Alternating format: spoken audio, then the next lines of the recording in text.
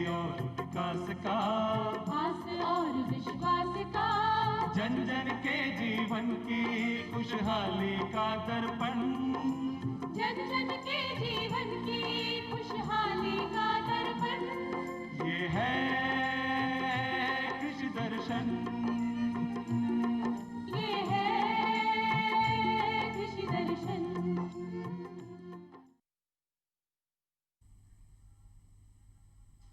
नमस्कार, कृषि दर्शन कार्यक्रम में आप सभी का स्वागत है। किसान साथियों, आप देख रहे हैं कि प्रदेश में सर्दी धीरे धीरे जोर पकड़ने लगी है। इस ऐसे वक्त में जो फसलें बढ़वार पर है उनकी देखभाल करनी है, कहीं कोई रोग और कीट ना लगे, और साथ ही जो समय है उस समय का भरपूर सदुपयोग भी करना है, क्योंकि आय के बेहतर विकल्प भी हमें तलाशने हैं और उतने ही समय में, उतने ही सीमित संसाधनों में हमें अधिकतम उत्पादन भी लेना है, अधिकतम लाभ भी लेना है और आय भी बढ़ानी है। ये तमाम चीज़ें कैसे कर सकते हैं, खासकर इस सप्ताह में हम क्या कुछ है वो नया कर सकते हैं, या फिर अपनी जो फसल के काम करने के जो तरीके हैं उनमें थोड़ा बहुत बदलाव करके हम कैसे बेहतर उत्पादन ले सकते हैं, या फिर कैसे अपनी आय बढ़ाने के नए विकल्प तलाश सकते हैं, इस पर हम आज कार्यक्रम में चर्चा करेंगे। और कार्यक्रम में इस विषय पर जानकारी देने के लिए विशेषज्ञ मौजूद हैं हमारे साथ। आज कार्यक्रम में हमारे साथ हैं डॉक्टर BL दूधवाल जी।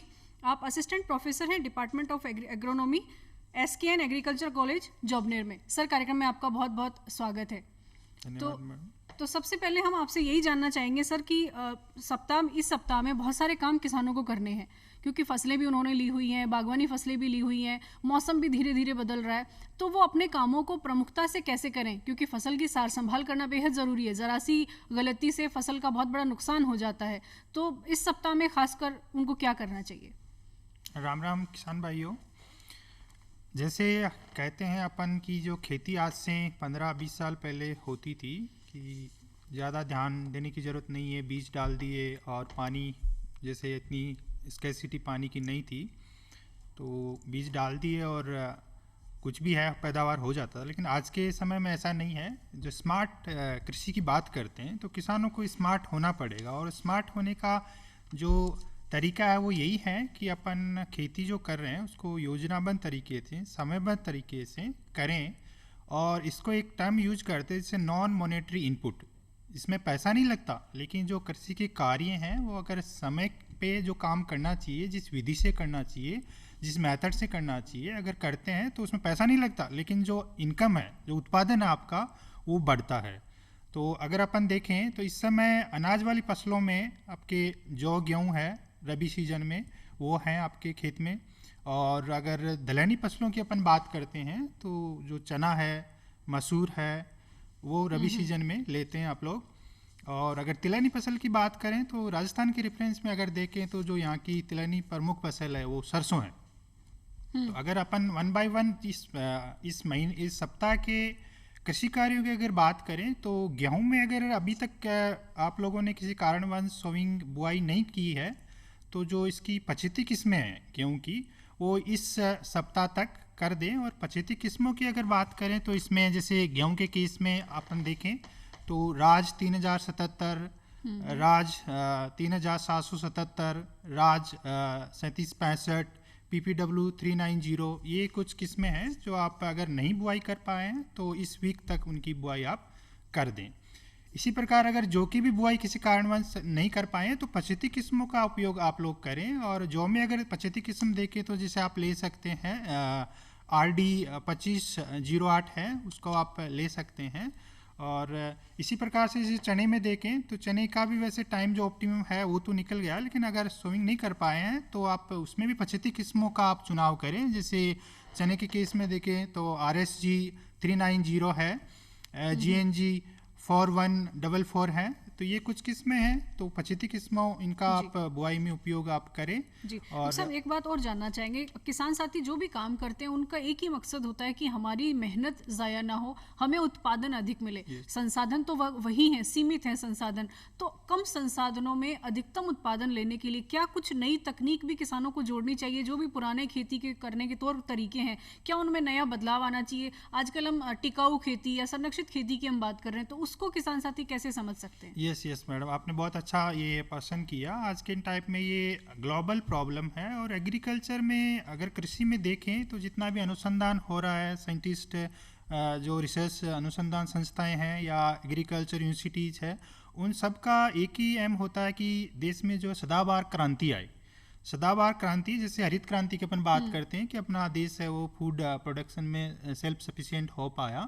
अगर सेकेंड ग्रीन रिवोल्यूशन की बात करते हैं तो वही है कि अपन फर्स्ट ग्रीन रिवोल्यूशन के कई ड्रॉबैक्स थे, जैसे जिसकी प्रॉब्लम्स अभी हम वर्तमान दौर में हम बात करें जहां पर हम अत्याधुनिक तकनीक हमारे सामने मौजूद है, तो संरक्षित खेती अगर कोई किसान साथी करना चाहता है तो वो कितनी उसके लिए लाभकारी हो सकती है और उसको समझने के लिए क्या उसे जानकारी होनी चाहिए? यस, मैं मैडम वही बात कर रहा था। जो आप टिकाऊ खेती की अगर बात करें तो अगर खेती में टिकाऊपन लाना है, टिकाऊपन मीन्स जो भी अभी जो उत्पादन चल रहा है वो लंबे समय तक बना रहे। जो उत्पादकता की अगर बात करें, जैसे देश जब आज़ाद हुआ अपना, उस समय जो नाइट्रोजन अपन डाल रहे हैं तो उसका जो रिस्पॉन्स मिलता था वो कई गुना मिलता था। अब अगर नाइट्रोजन उतनी अमाउंट डाल रहे हैं तो वो वाला रिस्पॉन्स नहीं मिल रहा है, मीन्स स्थिरता आ रही है।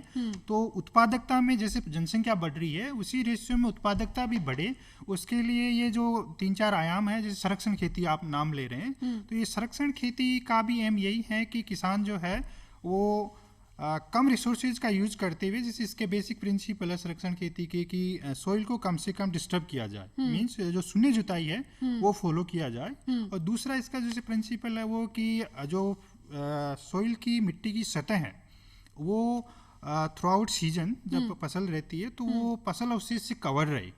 तो जो जिसे अपन इसके अब आजकल पराली की प्रॉब्लम चल रही है, जो अवशेष है फसल के वो किसान जलाते हैं, उससे जो वातावरण तो दूषित होता ही होता है, हवा दूषित होता ही है, क्लाइमेट चेंज की जो प्रॉब्लम है वो तो बढ़ती है।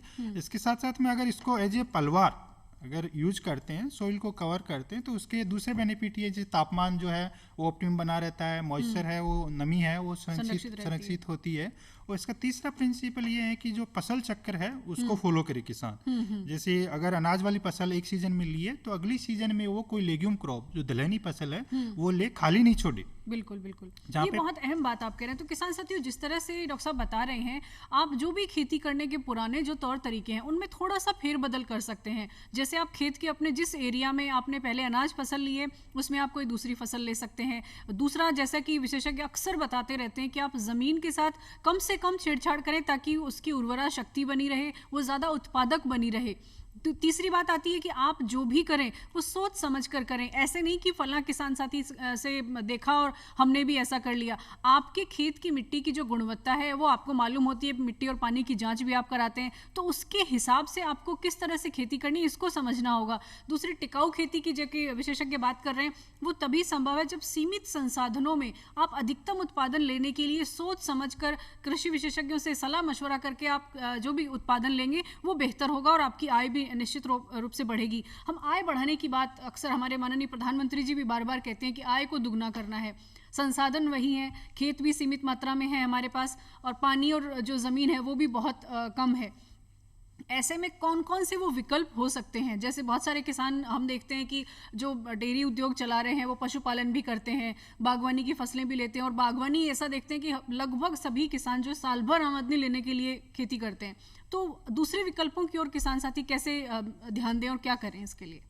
यस, आपने ये भी बहुत अच्छा आज के परिप्रेक्ष्य में बहुत ही महत्वपूर्ण प्रश्न आपने किया। अगर देखें तो किसानों की आय, जैसे सेंट्रल गवर्नमेंट है वो भी किसानों की आय दुगनी करने की 2022 तक करती है। तो उसमें अगर अपन देखें तो अगर जो सकल खेती योग्य एरिया है भारत में, तो जैसे अभी है 1/1 है, उसको तो बढ़ाने से रहा। इन फ्यूचर भी अगर बात करें तो वो कम ही होगा क्योंकि इंडस्ट्रियलाइजेशन हो रहा है, अर्बनाइजेशन हो रहा है, वो खेती व योग्य जमीन से ही जैसे हो रहा है, तो एरिया तो अपन बढ़ा नहीं सकते। तो दूसरे विकल्प के प्रति अपने को सोचना पड़ेगा। अगर आय डबल करनी है तो उसमें जैसे फसल की सघनता अपने को बढ़ानी पड़ेगी। जो लिमिटेड एरिया है उसमें जैसे एक सीजन ले रहे हैं तो नेक्स्ट सीजन में खाली नहीं छोड़ना उसको। और इवन भारत में तो ऐसी क्लाइमेट है कि 3 सीजन तक अपन फसल ले सकते हैं, जैसे खरीफ है, रबी है, जायद है। तो कहने का मतलब फसल सघनता है उसको बढ़ाना पड़ेगा। और जो तीसरा विकल्प अपन देखें तो जो फसल की जो लागत है उसको अपन को कम करना पड़ेगा। और लागत के लिए अपन अगर मैं बात करूं लागत को कैसे कम कर सकते हैं, तो जैसे अगर फील्ड प्रिपरेशन में अपन देखें, किसान जब खेती की तैयारी करता है तो पहले डिस्किंग करेगा, फिर हैरोइंग करेगा, फिर उसमें कल्टीवेटर चलाएगा, फिर प्लांगिंग करेगा, देन फिर सोइंग करेगा वो। तो जो ऑपरेशंस हैं या तो किसी ऑपरेशन को ऑमिट करें या दो ऑपरेशन को एक साथ करें। फॉर एग्जांपल जैसे फर्टी सीड ड्रिल है, उसमें उर्वरक भी एक साथ ही डल जाते हैं और सोविंग जो बीज है उसकी बुआई भी एक साथ हो जाती है, तो एक ऑपरेशन अपने पास बच गया। कहने का मतलब लागत जो है कम हो गई। उसके साथ ही साथ जैसे एडवांस दूसरे इंटीग्रेटेड फार्मिंग सिस्टम की अगर अपन बात करें, समन्वित कृषि प्रणाली, तो केवल खेती के साथ साथ फसलों के साथ साथ दूसरे इंटरप्राइजेज है, जैसे डेयरी है, पोल्ट्री है, गॉटरी है, फिशरी है, उनको भी अपने को अपनाना पड़ेगा और जो ओवरऑल है वो इनकम है, आय है, वो तभी आपकी बढ़ पाएगी। एक बात आपने बहुत अहम कही कि आप जैसे जो भी फसल ले रहे हैं तो खाली नहीं छोड़ना है खेत को, और दूसरा फ्री भी नहीं रहना है, क्योंकि हम कई सीजन में फसल ले सकते हैं। तो किसान अक्सर जो छिपी हुई बेरोजगारी है उसका अक्सर वो शिकार होते हैं, क्योंकि कृषि में एक समय ऐसा आता है जब कोई उत्पादन नहीं ले रहे होते हैं, वो किसान खासकर जिनके पास पानी नहीं है, पानी की उपलब्धता नहीं है। तो ऐसे किसानों के लिए क्या एग्री एंटरप्रेन्योरशिप या जो युवाओं के लिए एग्री एंटरप्रेन्योरशिप एक अच्छा विकल्प हो सकता है आय बढ़ाने का? बिल्कुल बिल्कुल मैडम, आपने सही ये बात कही। एंड अगर अपन देखें जैसे अभी कोरोना काल भी चल रहा है, तो अगर एग्रीकल्चर ही एक ऐसा पैसा वो क्षेत्र रहा जो रुका नहीं, बिल्कुल जो रुका नहीं, खेती में किसान निरंतर उसमें काम करते रहे, और युवाओं का स्पेशली इस ड्यूरेशन में देखें तो कृषि के प्रति रुझान भी इवन बढ़ा है। बिल्कुल। तो ये एग्री एंटरप्रेन्योरशिप, जैसे मैं अगर बात करूं एग्रीकल्चर में, तो ग्रेजुएशन में जैसे एक रेडी प्रोग्राम जैसे ICR Indian council of agriculture research चला रहा है, उसके तहत जब फाइनल ईयर में स्टूडेंट होते हैं तो उनको जो प्रोग्रेसिव फार्मर है या जो इंडस्ट्रियल यूनिट्स उनसे अटैच करते हैं, ताकि वो स्किल ओरिएंटेड कोर्सेज जैसे वो सीखे। पोल्ट्री है, आपके अपने जैसे दूसरे प्रोसेसिंग यूनिट्स है, आंवला प्रोसेसिंग यूनिट है या नर्सरी यूनिट है। प्रोसेसिंग का काम तो बहुत पुराना है, जो कि महिला स्वयं सहायता समूह भी हमारे हिंदुस्तान में सबसे ज्यादा कर रहे हैं, तो वो तो बहुत पुराना काम है। बिल्कुल जी। दूसरे से नर्सरी यूनिट्स पास में है, पॉली हाउसेज लगे हुए हैं, तो इनसे वो स्किल ओरिएंटेड कोर्सेज सीख के और आफ्टर ग्रेजुएशन जब वो जाते हैं तो खुद का वो अपना व्यवसाय वो कर सकते हैं, और खुद तो रोजगार करेंगे, साथियों जो अपने आसपास के लोग उनको भी रोजगार प्रोवाइड कर सकते हैं। जी। तो इसमें एक और बात, युवाओं की जब बात चल रही है, तो जो युवा एग्रीकल्चर एजुकेशन में आना चाहते हैं तो उनके लिए क्या सरकार की तरफ से कुछ है बेनिफिट है? क्योंकि बहुत सारी जगह शिक्षा जो स्कूली स्तर है उस पर भी बहुत सारी स्कॉलरशिप होती है, कॉलेज लेवल पर भी, तो उसके बारे में भी आप बताएं, ताकि जो युवा एग्रीकल्चर की शिक्षा लेना चाहते हैं और उसके बाद इस फील्ड में आना चाहते हैं तो उनके लिए कितने संभावनाएं हैं इस फील्ड में? बिल्कुल। ये भी देखिए, इसमें एग्रीकल्चर अगर अपन बात करें, जैसे राष्ट्र सुरक्षा की अपन बात करते हैं, तो राष्ट्र सुरक्षा भी आप देखें डायरेक्टली जो है अपनी खाद्य सुरक्षा पे जुड़ी हुई है। तो एग्रीकल्चर एक ऐसा सेक्टर है जो कभी इसमें जॉब की अपॉर्चुनिटी भी कम नहीं होगी अगर अपन बात करें। तो अगर गवर्नमेंट जॉब्स की बात करें इनिशियल लेवल पे, तो जैसे फार्मर्स से जो डायरेक्ट लिंक जिनका होता है एग्रीकल्चर सुपरवाइजर, वो जैसे है वो एक गवर्नमेंट जॉब है। उसके बाद में देखें जैसे सहायक कृषि अधिकारी है, कृषि अधिकारी है, सहायक अनुसंधान अधिकारी है, सहायक कृषि अनुसंधान अधिकारी है। इसके बाद में जैसे इसके लिए विभाग द्वारा जैसे जो भी युवा शिक्षा लेना चाह रहे हैं, तो क्या स्कॉलरशिप्स होती है इसके लिए? बिल्कुल स्कॉलरशिप का भी प्रावधान है। जैसे ग्रेजुएशन में अगर अपन देखें तो स्टेट गवर्नमेंट की तरफ से स्पेशली गर्ल्स को पर मंथ बेसिस पे गवर्नमेंट फेलोशिप देती है। इसके अलावा जैसे आईसीआर है, वो जूनियर रिसर्च फेलोशिप कुछ एसयूज में, अलग अलग स्टेट एग्रीकल्चर इंस्टीट्यूट में फिक्स सीट होती है, तो उनके थ्रू अगर एडमिशन कोई कैंडिडेट लेता है तो उसको पर मंथ बेसिस पे वो फेलोशिप प्रोवाइड करता है। सेम हायर डिग्री पीएचडी के लिए कुछ अमाउंट ज़्यादा होती है, तो जो आईसीआर है वो देती है। इसके अलावा भी जैसे एनटीएस है, राजीव गांधी फेलोशिप है, कुछ ट्रस्ट भी हैं जो वो भी फेलोशिप देते हैं, तो फेलोशिप भी काफ़ी है। कहने का मतलब ये कि जो भी आप बता रहे हैं, तो कहने का मतलब ये कि युवाओं के पास स्मार्ट मोबाइल, स्मार्टफोन आपके पास है, इंटरनेट आपके पास है। कहने का मतलब ये है कि सारी व्यवस्थाएं आपके हाथ में मौजूद हैं, आपके सामने। आपको बेहतर विकल्प तलाशने हैं अपनी बेहतरी के लिए। अगर आप एग्रीकल्चर फील्ड में आना चाहते हैं, अगर आप इसकी शिक्षा लेना चाहते हैं, तो आप देखें वेबसाइट्स पर आपको तमाम जानकारियां मिलेंगी। स्कॉलरशिप कहाँ से मिल सकती हैं, कौन कौन सी स्कॉलरशिप हैं जिनको लेकर आप इस फील्ड में आके आप शिक्षा प्राप्त कर सकते हैं। बहुत सारी ऐसी व्यवस्थाएं मौजूद हैं जो आप अपने मोबाइल पर हम बहुत सारे सोशल मीडिया पर व्यस्त रहने के बजाय जो जीवन के लिए बेहतर चीज़ है उसमें आप अपना समय अगर इन्वेस्ट करेंगे तो निश्चित रूप पर जो व्यवस्थाएं मौजूद है उनका बेहतर लाभ युवा ले सकते हैं और रोजगार के बेहतर साधन भी मिल सकते हैं, नए विकल्प तलाश सकते हैं। और एग्री एंटरप्रेन्योरशिप एक बेहतरीन विकल्प है युवाओं के लिए आगे बढ़ने का, और न सिर्फ खुद के लिए बल्कि दूसरों को भी रोजगार आप दे सकते हैं। तो ये बहुत अहम बात आपने बताई कि शिक्षा प्राप्त करके अगर युवा इस फील्ड में आते हैं तो उसका आउटपुट हमेशा ही ज़्यादा होगा। हम जैविक खेती की भी हम बात करते हैं। जैविक जो उत्पाद हैं वो मार्केट में अक्सर थोड़े महंगे होते हैं और किसानों को उनका मुनाफा ज़्यादा मिलता है। जैविक खेती अगर किसान करना चाहे तो उसके लिए उसको क्या तैयारी करनी होगी, और इस समय खासकर इस सप्ताह की या इस महीने की हम बात करें तो क्या कोई जैविक तरीका है जिससे वो कुछ नया उत्पादन ले सकते हैं? बिल्कुल, आज के परिप्रेक्ष्य में अगर देखें तो जैविक खेती, कोरोना काल में भी जैविक खेती की इम्पोर्टेंस किसान लोग हैं और इवन कंज्यूमर्स है वो समझ पाए हैं। तो जैविक उत्पाद की अगर क्वालिटी वाइज अपन बात करें तो जो अपने कन्वेंशनल खेती के थ्रू जो उत्पाद अपने को मिलता है उससे बेटर वो होता है। तो अगर इस समय अगर बात करें तो इसमें यही कंसेप्ट मोटा मोटा यही होता है कि इसमें जो संश्लेषित उर्वरक है उनका अपने को प्रयोग नहीं करना है, और जो खेत में ही अपन मैक्सिमम जो उत्पादन जो इनपुट पैदा कर सकते हैं उनका यूज करना, जैसे मैन्योर्स है, वर्मी कंपोस्ट है, ग्रीन मैन्योरिंग है, बायो फर्टिलाइजर्स है, फसल के जो अवशेष हैं, क्रॉप रोटेशन फसल चक्कर को अपनाकर अपन कर सकते हैं। और अगर इंसेक्ट पेस्ट के केस में बात करें तो जितने भी बॉटेनिकल्स हैं जैसे नीम के उत्पाद हैं वो अपन यूज उसमें कर सकते हैं। वर्मी कंपोस्ट भी बहुत सारे किसान साथी यूनिट लगाते हैं और उसके लिए फिर वो विक्रेता भी बन जाते हैं वर्मी कंपोस्ट के। तो इसके बारे में आप किसानों को बताएं कि अगर वो अपने खेत पर इस तरह की यूनिट लगाते हैं तो वो न सिर्फ उनके लिए बल्कि वो रोजगार भी दे सकती है उनको, वो विक्रेता भी बन सकते हैं। तो इस बारे में आप क्या कहना चाहिए? वर्मी कंपोस्ट का भी जैसे अपन बात करें थे एग्री एंटरप्रेन्योरशिप का, तो जैसे युवा भी इसको लगा सकते हैं और जो एडवांस फार्मर है जो थोड़ा बहुत नॉलेज रखते हैं स्किल्स वो भी इसको यूनिट को लगा सकते हैं। और इसमें आप देखेंगे कि अगर न्यूट्रिएंट कंपोजिशन की बात करें तो दूसरे जो मैन्योर्स है, गोबर की खाद है, कंपोस्ट है, उनके कंपैरिजन में पोषक तत्व भी ज़्यादा होते हैं और एक एंजाइम्स जो है इसमें प्रचुर मात्रा में होते हैं।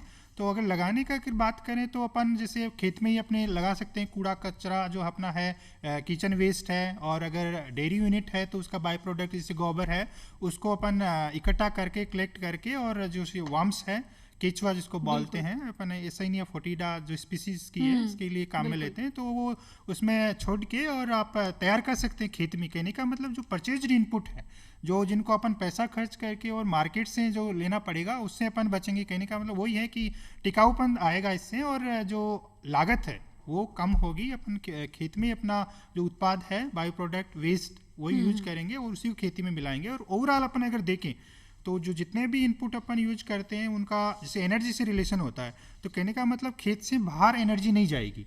जो खेत का बाई प्रोडक्ट है उसको अपन ने मेन्योर में कन्वर्ट करके और खेत में यूज कर रहे हैं। जी जी, ये बहुत अहम बात कही कि एनर्जी को सेव करना सबसे बड़ा, तो हमारे पास जो एनर्जी है चाहे वो हमारा श्रम है चाहे हमारे नॉलेज है उसे सेव रखना और उसका बेहतरीन उपयोग करना वो ज़्यादा ज़रूरी है। हम बात कर रहे थे फसल चक्र की, हम बात कर रहे हैं बहुत सारे दूसरे विकल्पों की हम बात कर रहे हैं। विपणन एक बहुत बड़ी समस्या अक्सर किसानों के लिए बनी रहती है। आज के दौर में हम देखें तो विपणन बहुत आसान भी हो गया है। किसान साथी सोशल मीडिया के जरिए भी अपने जो खेत से उत्पाद हैं वीडियो बनाते हैं अपना, और खेत से उत्पाद वो डायरेक्ट उपभोक्ता तक पहुंचा सकते हैं। एक समस्या जो हम देखने में आ रही है कि वो जो भी उत्पाद है चाहे वो सब्जियों का प्रोडक्ट हो या फल हो, तो उन पर कहीं ना कहीं केमिकल्स का इस्तेमाल किसान साथी कर रहे हैं जो कि हमारी ज़मीन के लिए भी वो सही नहीं है, हमारे पर्यावरण के लिए भी नहीं और हमारी सेहत के लिए तो बेहद हानिकारक है। तो ऐसी स्थिति के लिए आप क्या कहना चाहेंगे कि कम से कम कीटनाशकों का या रसायनों का इस्तेमाल करें और जो जैविक उत्पाद हैं उनका ज़्यादा इस्तेमाल करें ताकि जो गुणवत्ता है उत्पाद की वो बनी रहे? बिल्कुल बिल्कुल। तो इस बारे में आप क्या कहना चाहेंगे? इसमें भी अगर देखेंगे तो कुछ जैविक उत्पाद जैसे डेवलप किसान अपने खेत पे ही कर सकता है, जैसे पंचगव्य हैं आजकल चल रहा है, जीवामृत है, जीवामृत है, इस टाइप के ये जो फॉर्मुलेशंस है ये किसान अपने खेत पे हैं वो खुद ही बना सकता है और जो केमिकल स्प्रे से बचा जा सकता है, जिससे इंसेक्ट पेस्ट का के लिए आते ही हैं। फसल है तो खड़ी है तो जाहिर सी बात है कि उस पर इंसेक्ट का अटैक भी होगा, रोग भी उसमें लगेंगे। तो इनके बचाव के लिए आप बॉटेनिकल्स और जितने भी ये बायो उत्पाद है इनका आप प्रयोग करें और केमिकल से बचें। जी जी, ये बहुत अहम बात कही। हम कृषि दर्शन के माध्यम से अक्सर ये अपील करते हैं कि जो भी रसायन इस्तेमाल कर रहे हैं, चाहे आप फलों को पकाने के लिए इस्तेमाल कर रहे हैं या फिर सब्जियों के लिए आप इस्तेमाल कर रहे हैं, वो सेहत के लिए बेहद बेहद हानिकारक हैं। और न सिर्फ सेहत के लिए बल्कि हमारे ज़मीन के स्वास्थ्य के लिए, हमारे जो जल स्तर है, भूमि के नीचे जो जल स्तर है उसके लिए भी हानिकारक है, पर्यावरण के लिए भी हानिकारक है। तो ऐसा कोई काम ना करें जो कहीं ना कहीं हानिकारक है। वो बहुत सारे विकल्प मौजूद हैं। अंतिम विकल्प के तौर पर जो कि आपको विशेषज्ञों द्वारा बताया जाता है वही आप रसायन काम में लें और इन रसायन थोड़े से मुनाफे के लिए बहुत बड़ा नुकसान होता है, इससे बचें। बेहतर है कि, और माननीय प्रधानमंत्री जी भी कहते हैं कि जो भी भारत को आत्मनिर्भर बनाने की जो सबसे बड़ी जिम्मेदारी है वो कहीं ना कहीं किसानों की है, कृषि क्षेत्र की है। तो एक बड़ी जिम्मेदारी है और किसानों के हाथों को पवित्र कहा गया है क्योंकि वो सबसे ज़्यादा पवित्र काम करते हैं, वो अन्नदाता कहे जाते हैं। तो ये बेहद अहम बात है कि उत्पादन गुणवत्तापूर्ण हो और सेहत के लिए नुकसानदायक ना हो। हम दूसरी बात कर रहे हैं फसल चक्र की।